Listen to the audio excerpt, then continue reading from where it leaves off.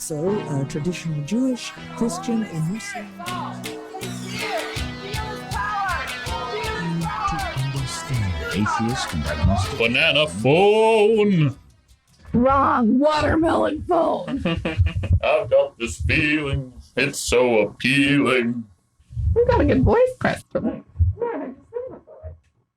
Really? Not properly. Okay. Even that wasn't really proper.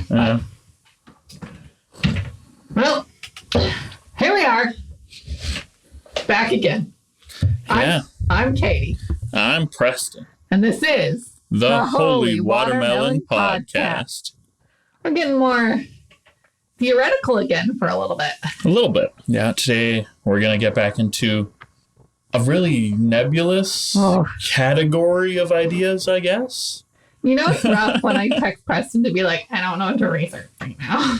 And I definitely didn't for this. So today we are talking about deism, not to be confused with theism, which we will get to. Yeah. The big D. D is, sorry. The frustrating thing, we'll get right into it, Okay. my words thing. Deism and theism are etymologically identical. If you break down the parts of the words, there's no difference in their meaning.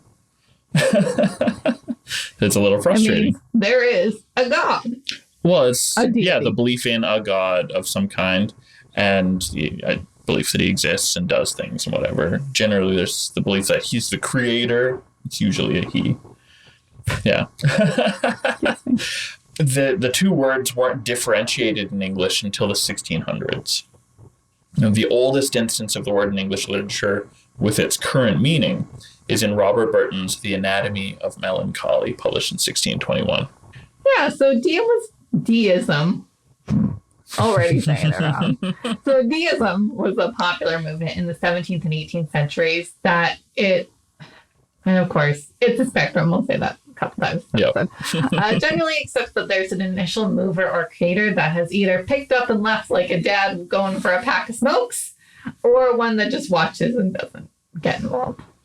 It's like when you seal off your little terrarium forever, and maybe you'll open that cork one more time to add just a tiny little bit more water. That's it. Like Lisa Simpson in the Simpson Treehouse of Horrors. I think it was a Treehouse of Horrors, and she created a little world.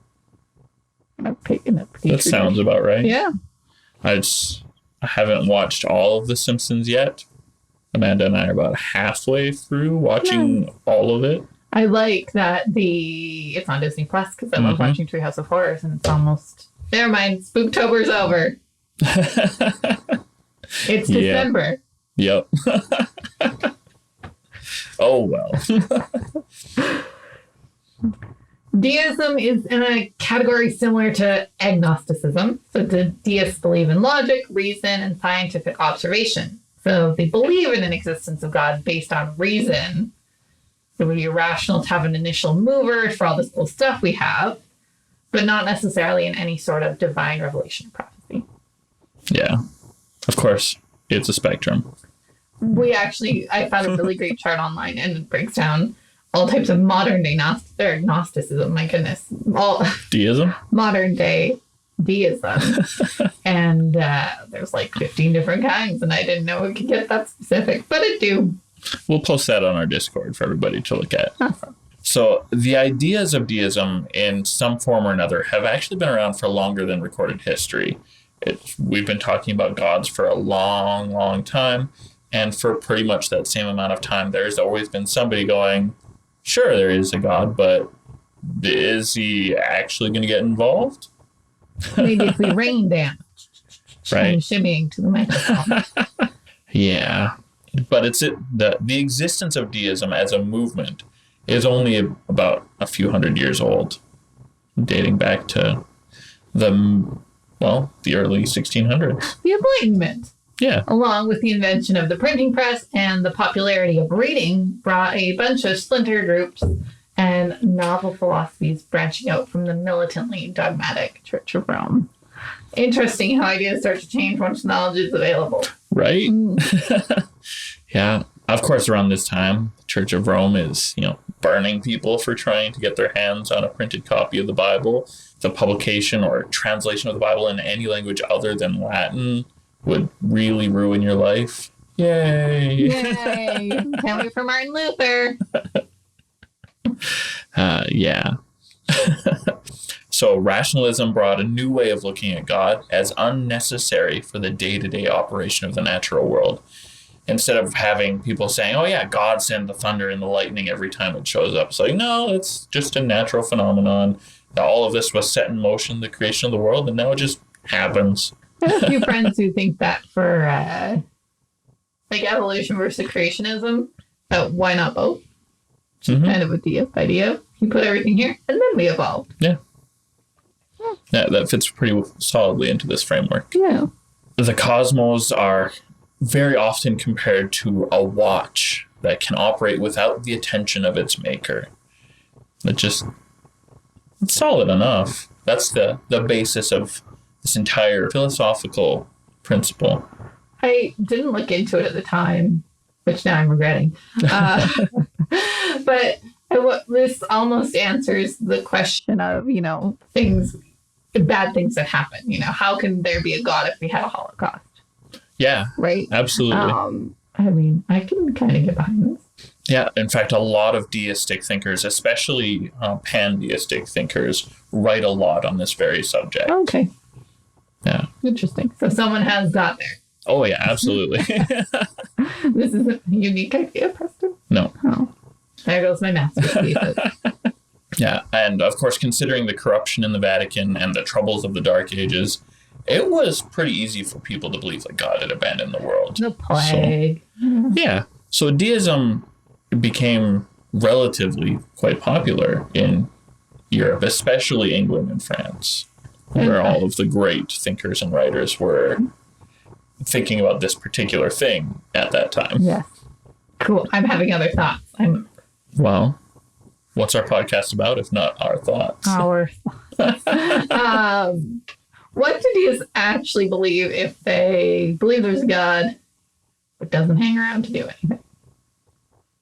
I mean, that's what they believe. I mean, can we? Wow. Okay, podcast is over, guys. We're done. 9 minutes. Hope you liked it. It depends on who you ask. One of the first big writers in deism in England was Lord Herbert of Cherbury. He's known as the father of English deism because he managed to get a little bit written to get things really moving. Of course, later on, people are like, no, Herbert, your ideas are terrible. But for a little while, these were the things. And I actually found him reading the list of modern deist beliefs. Mm-hmm. A handful of them still follow these 5. Yes. But of course, nothing's monolithic. No. All right. So his principles included a belief in the existence of a deity. Coming from a Christian community makes perfect sense. This is the thing you cannot walk away from.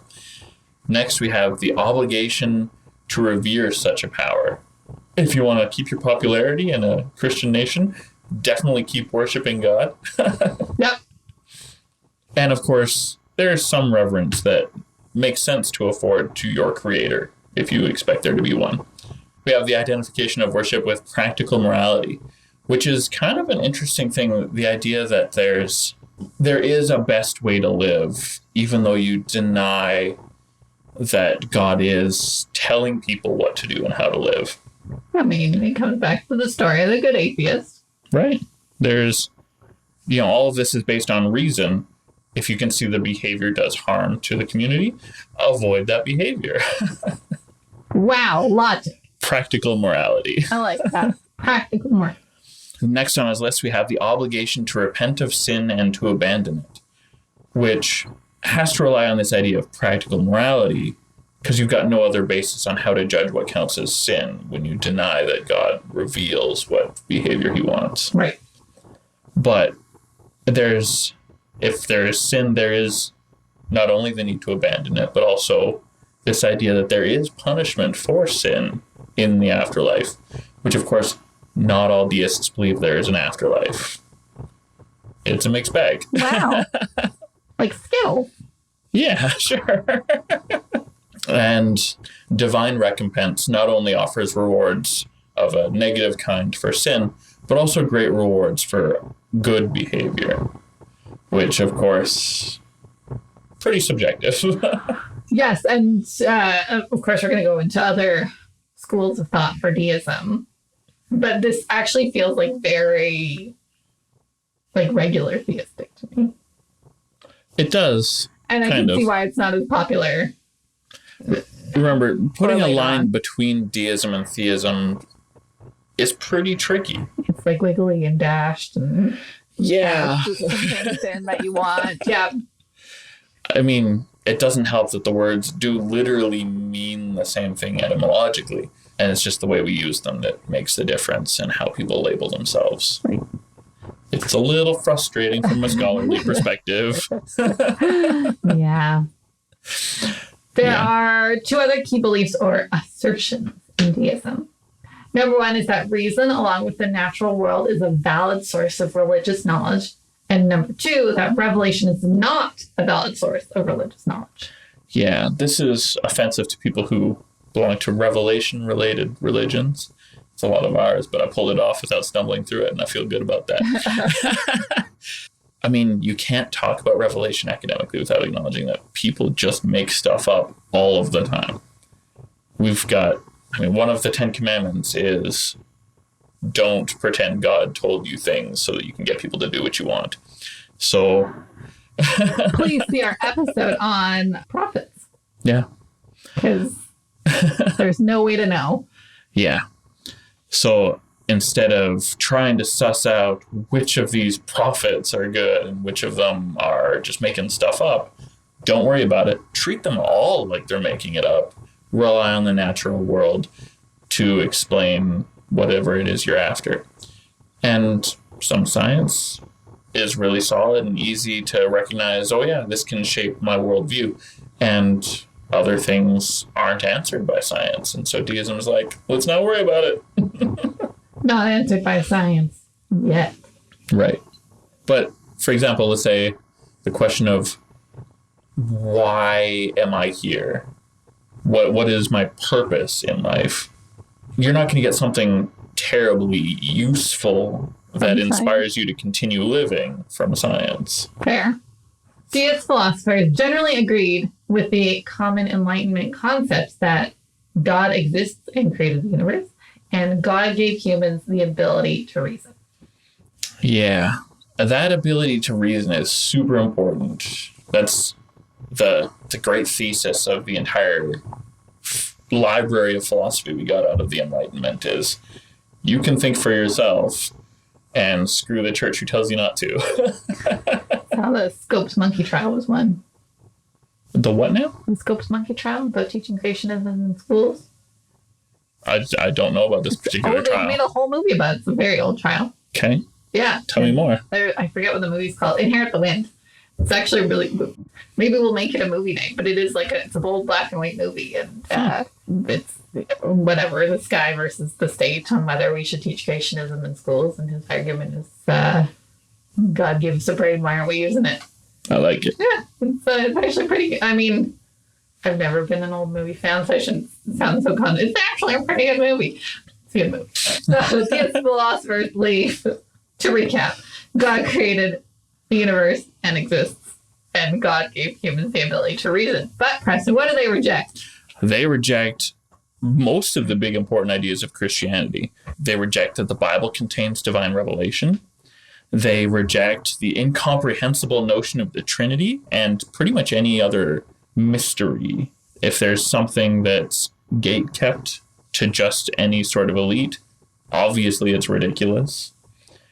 All that kind of fun stuff. They also reject the ideas of miracles and prophecy. Not that the God in question couldn't offer revelation or get involved and mess around with things, but that he wouldn't do so frequently because that would defy the whole absentee father motif that they're building on. And actually, that was the point I was trying to think of earlier, is, you read the Bible and there's all these miracles and God's intervening, and now it's whatever, the 1700s, and you're like, why hasn't he fixed this yet? Why is it so it's for us to get a hold of him? Did he change his phone number? So I can kind of see how that developed rate of miracles happen for one group of people. Why are they not continuing to happen? Or if God's intervening for one generation, how come not another? Yeah. And I mean, if you talk to some Christians, they would disagree with that statement. But I think generally there are no zombies walking around. Right. That depends on how you define zombie. Lazarus. I don't know if Lazarus was a zombie. I mean, raised from the dead, yeah. So halfway there. But I don't know. Depends how you define zombie. Okay. It's a conversation for our discourse. Maybe. Most deists believe that there was a perfect true religion at some point, but that people screwed everything up. As, people do. Also, literally how every religion starts. Right. For the deists who believe in Jesus, most will claim that he was a deist, which feels a little weird saying that he wasn't a Jew. Maybe he was a Jewish deist. That's a solid way to modify the claim, and I'm okay with its assertion. No. Most people reject supernatural superstitions of all sorts, like throwing salt over your shoulder, hokum. Good word. Many hope that there is a spirit that survives death, but there's an awful lot of difference of opinion on what that could look like or if it is even a thing. Cool. Because deism's not one giant rock. It's a whole bunch of things. I actually found this great quote from the PBS Faith book. And I am citing that because I didn't change the quote at all. Some deists believe that God never intervenes in human affairs, while other deists believe, as George Washington did, that God does intervene through providence, but that providence is inscrutable. Likewise, some deists believe in an afterlife, while others do not, etc. So it's a spectrum. Yeah, it's spectrum. So sort of to the point of religion being rational or logical or natural. As an atheist, that's weird thought to me. But we did speak in one of our I think it was our second episode, about why religion exists and why humans are religious. And so in that episode, we talk about how it made sense for tribal and nomadic tribes to have an all-powerful being to keep people in line, because there's nothing else structuring society at this time. Mm-hmm. There isn't even really a society. It's like small groups of people. Yeah. I don't know. Does it take more than 3 people to make a society? This is a very philosophical episode. I don't know. Deism is a pretty philosophy-heavy topic. Man. The idea of that practical morality, of all of the different ways to try and keep a society in line, it's pretty solid. Mm-hmm. Pretty hard to find issue with it. Anyway, deism got relatively popular in England, France, 1700s, like we mentioned, and then, of course, spread its influence over North America. Dun, where, dun, dun. We get to see a variety of expressions of it here. Many of the American founding fathers were deists, but not all of them. In fact, there's definitely some that are commonly thought to be deists who probably weren't. It's some tricky business. Well, I think that's where deism is interesting and so hard to describe, is because if you look at the spectrum of deism, it will overlap with atheism and it will overlap with theism. Well, okay. I'm okay with that second half. Overlapping with theism is fine. You have loads of Christian deists, but it can't overlap with atheism. That doesn't work. I mean, I think the logic and the reason piece, though. Okay, and that's an overlap of values, but certainly not a religious overlap. How you think the universe works? Well, atheists don't talk about it being created by a god. But I still think the universe works on science. Yeah, it does. And we talked about atheism being a religion. We have. But deists will deny atheism more than they'll deny any other religion. Well, their tips just touch maybe then. Sure. Okay. They share a wall. I'm okay with that. And but nobody's trying to put a hole through this wall.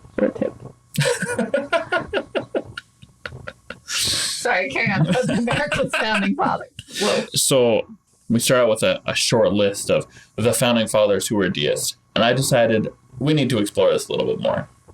So Thomas Jefferson was raised Anglican, but did give up on Jesus completely later in life. Well, not completely, almost completely. Denied that he was at all divine, denied that he was the Son of God, but did appreciate him as a moral teacher. A historical Jesus. Yeah. Later in life, Thomas Jefferson described himself as a Unitarian, but I mean, Unitarians adopted a lot of deist beliefs too, so it's not entirely separate. We'll talk more about Thomas Jefferson in a couple of minutes because he produced an interesting book. Yes. John Adams was a Unitarian rationalist, much like Jefferson, and also is fairly described as a deist, even though it's a little fuzzy on those lines there. James Monroe grew up in the Church of England, attended an Episcopalian church regularly as an adult, but he never talked much about religious matters in public or in written correspondence. Lots of scholars think he was probably a deist, but it is hard to be sure. Benjamin Franklin, he's an interesting fella. He really is. He was one of the presidents of Pennsylvania, I think. He's considered the president of the United States who never got to be president of the United States. Often confused for actually being a president. Well, because he's on money. Yeah. In America, you got to be president to be on money. So was Alexander Hamilton. He was their president. What money is he on? The $10 founding father without a father. Okay. Not a lot farther about working a lot harder, but being a lot smarter.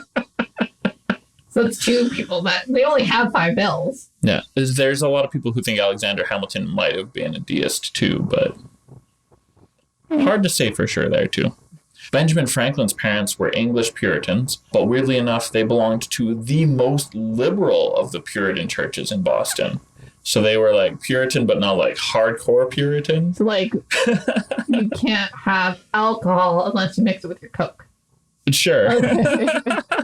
It's more like you don't uncover your ankles, but it's okay if your collarbone just peeks out of your collar. It's okay if you jump off the curb and you get a glimpse of ankle. It's fine. Don't flog yourself over that. Ben did actually describe himself as a deist, but he also believed in a God that took an active role in establishing American independence. So he falls in that weird part of the spectrum where he says he's a deist. He does believe a lot of deist things, but he also doesn't believe 100% all of the core deist principles. It's kind of interesting. Interestingly enough, I thought also he tried to introduce daily common prayer in the 1787 Constitutional Convention, which immediately got shut down so hard it didn't even go to a vote. So this dude was a praying man, wanted to make it requisite in government meetings. And they're all like, fuck no. Yeah, exactly. Which is interesting because there was still a lot of very religious people in that room, but they also agreed on this whole idea of disestablishment. Yeah. And it's weird that those two are connected. You can pray without it being denomination-specific prayer. But they decided, no, let's avoid the problem. Not happening, Ben. Well, because then you get people like me. Sure. People who don't want to pray. Don't want to pray. Yep. Makes perfect sense. I grabbed a little snippet out of Ben's autobiography. He says, I never doubted the existence of the deity. He made the world and governed it by his providence, that the most acceptable service of God was the doing good to men, that our souls are immortal, and that all crime will be punished and virtue rewarded, either here or hereafter. So an awful lot of deists agreed with this, especially the ones that he hung out with on the regular, including the founding fathers. Of course, Americans really like to promote the documentation of all of the founding fathers being Christians. There's only one exception who has never been associated with a church, but that's an outlier. Yeah, and that's where Preston did a great job digging into this, because if I Googled, is Benjamin Franklin a Christian, you'd get, yeah, for sure. And then is he a deist? Yep, for sure. Okay. Really good. Right? Okay. Thanks. Yeah, it's a little frustrating because, well, confirmation bias and Google, they are good buddies together. Right. Very annoying. But there's a lot of scholarship on this specific subject, and there still remains a lot of argument on how Christian were these guys, how deist were these guys. So if you disagree with the conclusions that we're presenting, fine. Drop it in our Discord. Yeah. I mean, your research findings, not just that you disagree with. Yeah. James Madison, almost always counted as a deist. He wasn't really religious at all. He did grow up in the Anglican Church. He was taught by Presbyterians, and he did read a lot of deist writings when he was young. And that's usually enough to convince people, oh yeah, he was a deist, because when he got to make his own choices, it was deist writings. But he wasn't religious enough to be a deist. And then we come to George Washington, who people love to highlight, oh yeah, of course he was a deist. I'm not convinced. Lots of other people are convinced. That's fine. Not that I have any vested interest in him being a Christian. I really don't have any concern on the matter. It doesn't keep you up at night? Not even a little bit. Okay, good. But I'll share some of the things that I found. So he was baptized in the Church of England, which, of course, in the colonies came to be known as the Episcopalian Church after the Revolution. And he was a devout Christian, at least until after the Great American Rebellion. During and after his presidency, he avoided any public reference or preference for any religion and limited his religious vocabulary almost exclusively to what you would hear in a lodge, the Freemasons Lodge, where he actually served as master of Alexandria Lodge 22 in Virginia in 1788. Cool. Yeah. I've heard people say he was only ever in Lodge 9 times. That would make him a bad master of a lodge unless they didn't meet very often. I don't know. I've been to Lodge 9 times. Not quite. Maybe someday it'll stack up to that much. I've been at least twice. Yeah, so it'll be a little while. Okay. He loved the Bible and the Anglican Book of Common Prayer, and this is well attested. He would quote from both of them, especially the Book of Common Prayer, really regularly. That more than the Bible, actually. And religious tolerance was super important to him, which would actually be really annoying in, say, puritanical circles. Even the Episcopalian Church wouldn't have loved that he was chummy with Catholics and everybody else. I was just going to say we should point out that religious diversity at this point is literally just different flavors of Christianity. Yes. He would have been counted as quite liberal for being not super pushy about religion. Anyway, contrary to popular accusations that started before his death, I don't think he was a deist. People accused him of it when he was still alive. And he was definitely a theistic rationalist. Oh, now we're splitting hairs. But a lot of Christians who don't come close to that deistic label are fairly labeled theistic rationalists. Would you consider yourself? I feel like you're pretty. Maybe. Okay. I don't know. Probably. Never explored that part of yourself. Well, I've never tried to label in that way, but yeah, I would say probably. Okay. I think that's fair. He was buried as an Episcopalian. There's some question on whether that's just because Martha was still pretty committed to the church, his wife, but that's what we've got. There's also, interestingly enough, a weird rumor circulating among Catholics that he converted to Catholicism on his deathbed. Ooh. Was Mother Teresa nearby? Teresa's not that old. No, but... In fact, they're separated by many decades. Centuries. 2 centuries. Easy. 1700s and 1900s. More than a century, yeah. So what's interesting is that, when somebody gets baptized, well, so the story for George is that he had, and I've lost the word. It's, this is going to bug me. I A religious experience. No, it's because I can't remember the right word for it, I'll call it a just-in-case baptism. Oh, okay. It's a thing like... Oh my God, what if there is a God? No, if I can remember the right word for it, this just-in-case baptism, it exists for scenarios like, just in case your pre-existing baptism had something going wrong with it, wasn't documented properly, we're going to do it one more time to make sure you're covered. Make sure Jesus knows you're good. And so there's even a name for the priest who is specifically said to have been the one to do this baptism for George Washington on his deathbed. And the Catholic Church in, I think it was the 1960s, did a deep dive into all the records to see if there was any truth to it. Because, you know, if you're going to do a just-in-case baptism, like, records weren't... better be records. You have to record it because that's half of the point. And they found no records of it. So it's very likely that it's not true. Or both of his baptisms were fucked up. Maybe. No, poor George. Provisional baptism? That sounds... It feels like that's the right word. I don't know. Final answer? Yeah, that might be the word I'm looking for. If I find that it's not the right word, I'll send it on Discord. Just send me an audio recording with the single word and we'll in. Perfect. All right, let's get back to Jefferson. I love this so much because it's my kind of Bible. Sure. Thomas Jefferson basically wrote his own Bible. Pretty much. Modernly, it's called the Jefferson Bible.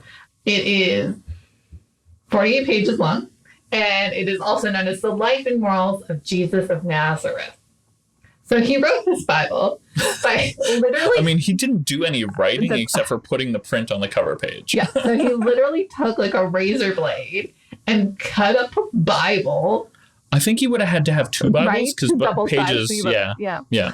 And then he like would glue them on paper to make his Bible. So there is parts where it is a little bit disjointed, and I saw pictures of like the OG one, and there's like passages like vertically because he's like squeezing shit in. But in this Jefferson Bible, it purposely removes all mentions of miracles, including the resurrection, which is like what makes Christianity. It's the climax of the story. Yeah. He would even cut text mid-verse to remove any notions of the supernatural. I mean, that's what you got to do when this is what your project is. So this confirms his deism to me. Yeah, I think so. I think that's fair. And so with him not including the resurrection, the Jefferson Bible ends with John 19, which says, "Now in the place where he was crucified, there was a garden, and in the garden a sepulchre, wherein was never man yet laid. There they laid Jesus, and rolled a great stone to the door of the sepulchre, and departed." The end. The end. I kind of like that story. Sure. I mean, that is the story. Until you add the rest of it. Flip the page. But wait, there's more. But then you've left the deist scripture. That's true. Then we're transplanted. Yep. So, it's quite the project. I actually thought about buying one a little while ago. I would like love a facsimile of the book. I mean, when we get to that part of our Bible study, you will have read it and then some. There you go. Yeah, but I mean, it's a quick read. What was it, 48 pages? 48 pages, and there was a quote that I probably should have included but didn't. But basically, Jefferson believed that Jesus' morals and teachings were really great and didn't essentially need all the fluff that was the miracles and revelations and things that can't be proven. So he really, really believed in what Jesus talked about. Just not the things that everyone else said about him. Yeah, so yeah, it is an interesting project, and a very short read if you're like me and haven't read the Bible yet. The 48-page read will give you a pretty good summary of the greatest story ever told. Right. In theory, you could do that in just a couple hours if you're a slow reader. I'm a slow reader. Oh. That's one of my struggles. Read plenty, but I do not read quick. I hate skimming articles or books just to get the gist of it to move on. I like to sit there and absorb my reading. I skim emails and then regret it later. I can't handle long emails. I'm like a 3-sentence email person. Hi, here's your stuff. Bye. I like it. So, like, any of the major religions we've been talking about, any of the religions we've been talking about, not even major religions. Everything over the last 2 whole years we've been doing this show, and then some. Yes. Thanks to the internet, you can find modern-day practitioners and believers of all of these religions.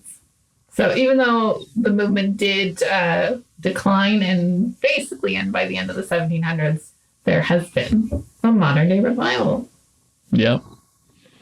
And then to make things a little bit more fun, a little bit more diverse, and a little bit more exciting, we've got people who have taken each of those individual ancient religions and taken a deist spin on it. Yep, there's a list and it is confusing. Yeah. But generally speaking, deists rely less on mysticism, more on reason. And this has gotten a little bit more interesting and bolder in more recent centuries since it has emerged, because science is managing to explain more and more about the world around us. Instead of the weather being weird and unpredictable and we're just kind of getting the hang of it, recognizing, hey, the sun has something to do with it and all that fancy nonsense. Fancy nonsense. Yeah. The world can operate without daily divine control. I mean, that's easy enough to get on board with. Yep. And most deist philosophy is written as being compatible with science rather deliberately, and deliberately flexible to new scientific developments and discoveries. Because, reason, logic. Yeah, and even when we were first studying the research for Deism, it really did feel like, we can't explain it with science yet, but we know it's not religion. Mm-hmm. It's kind of how I felt about reading the early Deist stuff. That's fair, yeah. Many people. Wait, no, I'm just like...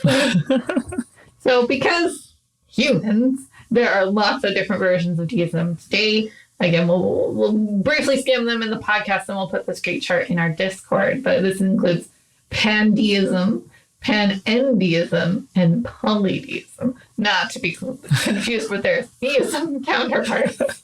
Not that they're hugely different, but they're different enough to get different names and be worth talking about separately.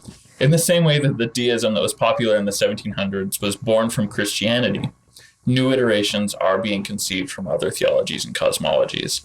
Many people want to say that deism is the irreligious belief in God, but it's still a little religious. I mean, this goes back to how do you find religion. It definitely doesn't have like the pomp and circumstance and the traditions isn't the word I want, but the pageantry of your regular religion. Because we do avoid mysteries, but there's still organizations that are getting together and worshiping God and talking about their studies and sharing from the same book, all because of their belief in a God and about their belief in a God. That's definitely a religion. Totally. We're not getting up into that area where Glenn Farron told us, no, that's not really religious. That's ridiculous.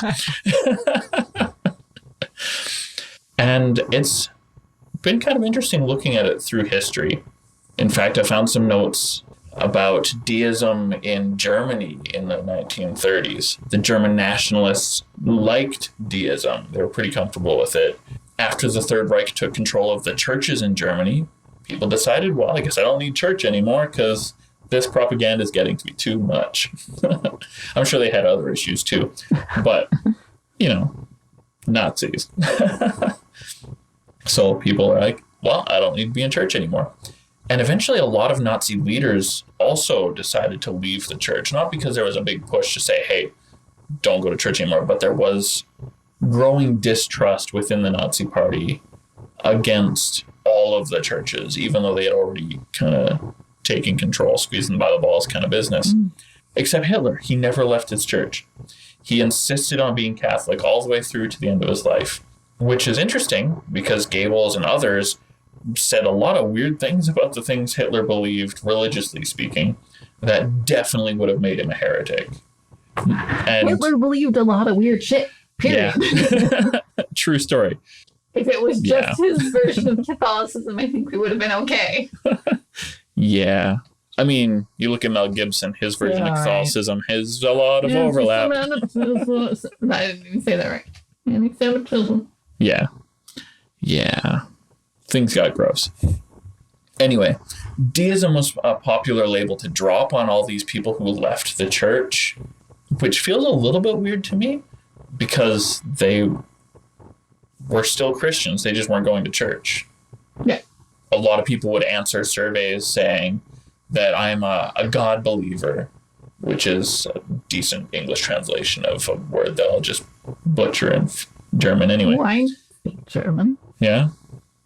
Do you? I'm taking on Duolingo and I took it all through high school, so Okay. if you had written it down, I could have a pronunciation on it. I didn't even write it down. Gott in Himmel. It's close to that, but that's not quite it. Well, Gott is God. I know. And Himmel is heaven. Well, no. God believer. I know, but What's German for God believer? I don't know what believer Okay. is. Gott believed something. believe in its believe. There's a different word that I'm after. No. And anyway, it's gone. That's embarrassing. But all of these people weren't deists just because they left church. They didn't really adhere to deist principles at all. They were just Christians who didn't go to church. But either way, deism wasn't a problem for the Nazis. As long as you believed that infidelity would be punished by the creator, the government was happy. Perfect. Yeah. Even more modernly, in 1993, the World Union of Deists was founded in Virginia by Bob Johnson, which is the first formal organization of deists since the 19th century. That's kind of cool. Yeah. In the 2001 American Religious Identification Survey report, they found that there were almost 50,000 deists in the United States. So not quite as many as Jedi, but it's still a big group. Scientology. Yeah, I don't remember those numbers, but I'll believe you. Scientology wasn't as huge as it feels like it is. I mean, it shouldn't be. They do a good job of making themselves look big, kind of like a lot of other groups. Do you want to go over this? Yeah, let's take a look at some of these subsets of deists that have varieties of ideas. So we have the classical deist. So God is separate and distinct from the natural universe. This goes back to the watchmaker analogy that Preston had, and this would be a group that would follow Lord Herbert's 5 articles. Yeah, and the idea that God may or may not interact, but probably won't unless it's something big like the American Revolution. Yeah. Modern deists are an extension of those ideals, loosely following Herbert's 5 articles, but not super committed. Generally, they believe that God does not live in our universe, that there's multiple universes, and God literally left completely out of our entire sphere of existence after creating it, or maybe was never in it to begin with and created it entirely separate. Like a ship in a bottle. Kind of. Yeah. Kind of an interesting philosophy. So don't confuse modern deists with neo-deists. In this form of deism, God is not earth-centric and does not need to interact. God is this first cause or mover or creator that we talked about and doesn't give priority over humans versus Martians versus other planets. That probably That's fair. They don't see God as personal, and certainly he has no need to intervene, and that's easy enough. If you believe that he's not helping out, yeah, there you are. The idea, the purpose of life is actually addressed by neo-deists, that it is to further our understanding of the universe and teach future generations. I like that. I like that too. Then there's Christian deism. So this can be considered perhaps a transitional phase between your theistic and deistic beliefs. Yeah.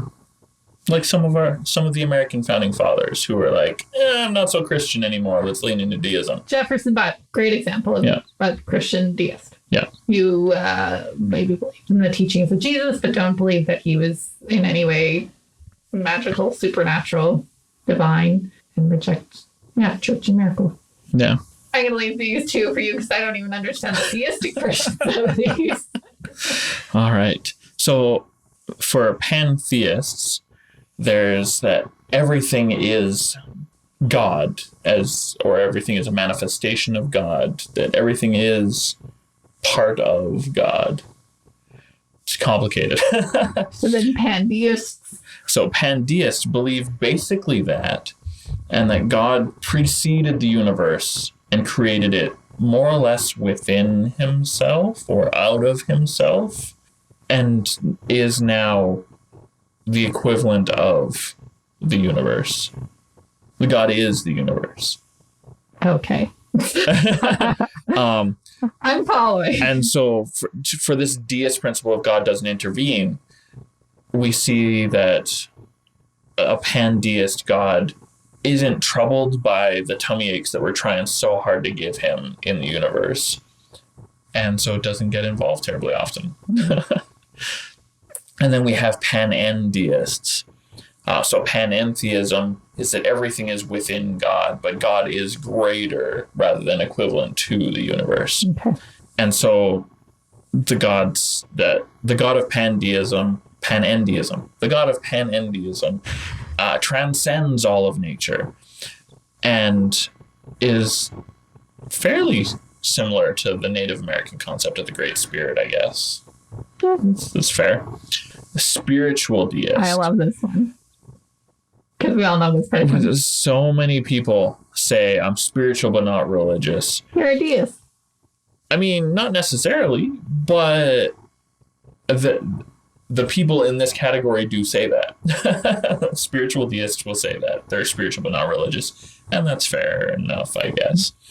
The idea that each person is an individualized expression of the divine is a pretty solid way to go through life, treating everybody like they are an expression of the divine. That's going to lead to healthy relationships, I think. Okay. And then there is the idea that there is a personal God manifested through the people you see day to day, which is kind of interesting, kind of complicated. That's what we got. Some of these are mental gymnastics, I find, but it's fine. It's the way it goes. It's not all solid reason, but they try. And finally, we have agnostic deists. It's yeah, probably, but I don't have to worry about it if he's not worried about it either. We probably had a dad at one point, but he never came back from that convenience store, so I'm not going to worry about it. Yeah. That's an agnostic deist. Logically, I have a father because I'm here, but I've never seen him. And Mom said he went for smokes, and that was it. Yeah. There's no effort to build a relationship with him because there's the belief that he's not putting any effort either. Well, if he wanted to, he would. No, Robin. Right. And that, my friends, in a nutshell, that's our diversity of deism. is deism. And there we go. Yeah. Final thoughts? Feelings? Questions? It's easy to see where this comes from and how it came to it be what it is. The religion of natural reason, denying everything that has no empirical evidence, but still believing there's a God. It's pretty easy to get on board with that and accept why people believe that. I think it's pretty interesting. And of course, huge variety of ideas. Huge variety of philosophies come out of this. This is a very big spectrum. It really is. But we did our best to get you what we could in the time that you generously allowed us. If you want more of our time, what can you do? Oh, I mean, you can always go back and listen to our old episodes. You can get bonus episodes by signing up to our Patreon. Loads of fun there. Loads of social media content where we just blast out tiny little bits of data through the month. And of course, our Discord, our growing Discord community, where we're having great religious conversations and some ridiculous memes. Conversations too. A 2 day long chat about eyebrows. I actually stands out in memory. More to say on that. So please join our broader Fully Watermelon community and Peace be with you. By the late Middle Ages, the Christian prophecy fulfilled itself.